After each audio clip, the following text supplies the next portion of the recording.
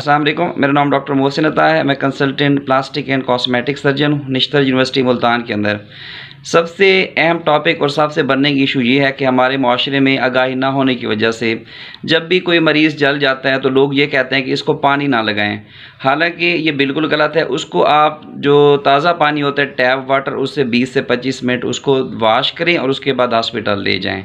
दूसरी बात यह है कि उसके ऊपर वो टूथपेस्ट लगा देते हैं, बटर लगा देते हैं, दही लगा देते हैं, कोकोनट ऑयल या केचप लगा देते हैं।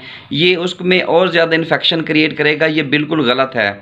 और तीसरी ये बात है कि जब भी कोई इलेक्ट्रिकल बर्न होता है तो देहातों के अंदर उसको लोग जो है ना ज़मीन के अंदर दफना देते हैं आधा, या गाड़ देते हैं कि शायद ज़मीन जो उसका करंट है वो खींच लेगी, उससे उसकी जान जा सकती है। बजाय ऐसा करने के आप हॉस्पिटल की तरफ जाएं और फर्स्ट एड उसको प्रोवाइड करें। और चौथी बात यह है कि बजाय आप उसको दम दरूद करवाने के हॉस्पिटल में ले जाएं। ठीक है, दुआओं का असर होता है, लेकिन उस टाइम उसको फ़र्स्ट एड की बहुत ज़्यादा ज़रूरत होती है। और लास्ट बात यह है कि जो बर्न्स होता है उसका जो इलाज है वो एक सर्टिफाइड प्लास्टिक सर्जन कर सकता है।